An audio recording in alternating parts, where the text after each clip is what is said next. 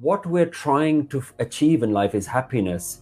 And if happiness is your goal, then you have to ask yourself, who are the most happiest people in the world? You've quoted the Guru, Satpalji. You said, conquer your mind and conquer the world. Man jeete, jag jeet. Abhijit, you could flash this also.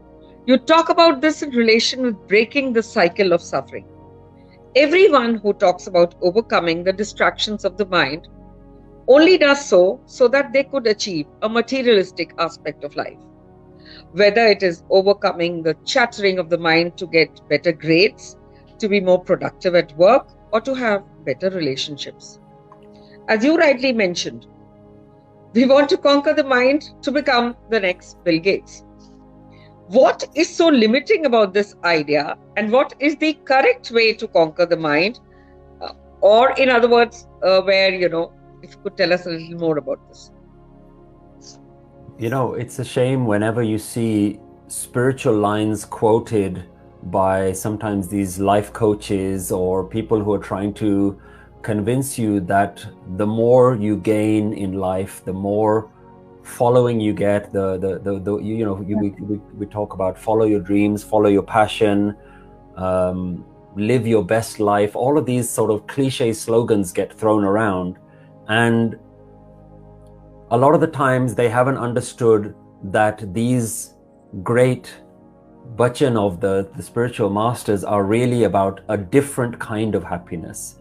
And it's so true that everyone thinks that just to conquer your mind means that you become really disciplined and you overcome your resistance towards doing things and achieving things. And the fact that you've conquered your mind is demonstrated by the fact that you've become really successful, a rich businessman, entrepreneur, or something like that. And what I like people to think about is, are the richest people in the world the happiest people in the world? That's something Absolutely. To think about. If we agree that the richest people in the world are not the happiest people in the world, then you have to ask yourself, why are you chasing after richness? And again, we have to balance it out between having a good job and having a decent career and earning a decent wage and living, not a problem. But placing your happiness on those things is the mistake. Placing your idea that only when I get all those things, that's when I'm going to be happy, that's not really what conquering your mind means. Because I tell you why the richest people aren't the happiest people in the world. Unlike ordinary folk like us, we always have something more that we have to achieve. We always have something more that we can buy, some greater success. What happens with the richest people in the world is they reach a point in their life where they realize that I can't buy anything more.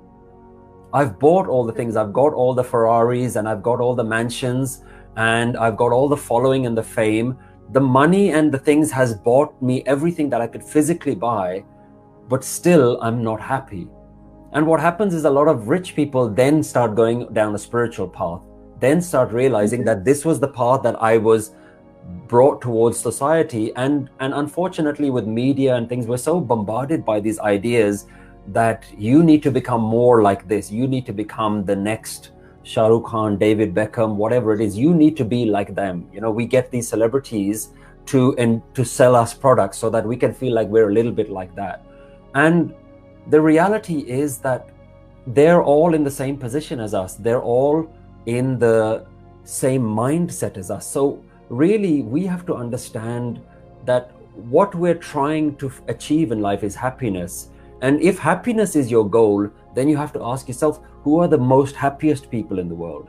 And for me, the happiest people is clearly demonstrated by the spiritual masters, by the Guru Nanaks of the world, by the Kabirs of the world, by all of the great mystics from all the traditions. They've said that you can do what you like.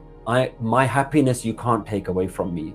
They've gone as far as saying that even if you were to chop my body limb from limb, there's a happiness inside me that cannot be touched.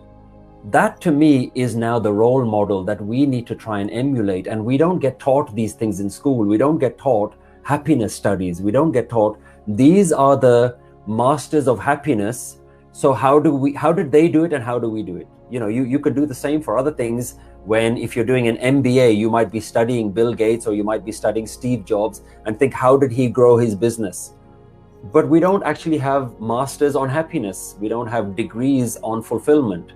And so conquering your mind is really about how do you learn the traps of your mind? How do you learn the pitfalls of the ways that society teaches you is your method of happiness? And really, how do we learn the tried and tested ways of happiness, which is the old spiritual traditions that have been around for tens of thousands of years? These are tried and tested, proven techniques. So we must understand those, learn those, and those have all said to us, if you overcome the mind's tendency to look outwards, the mind creates a habit all the time, looking outwards, buy something new, go do something new, try new experiences. We have this expression that people say, seize the day, carpe diem. You must go and people assume that means that I have to pretend like today is the last day I'm going to be alive. So what would I like to do? I'd like to do a skydive or a bungee jump, or I'm going to go and try all the best foods in the world.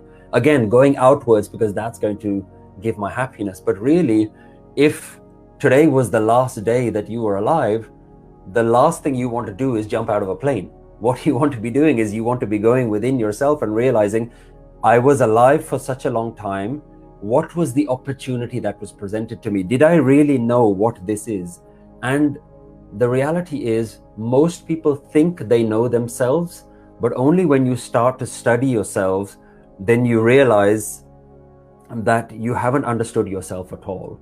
You know, Bulle Shah famously quotes that you are reading all the great spiritual texts, but you've never read your own ego.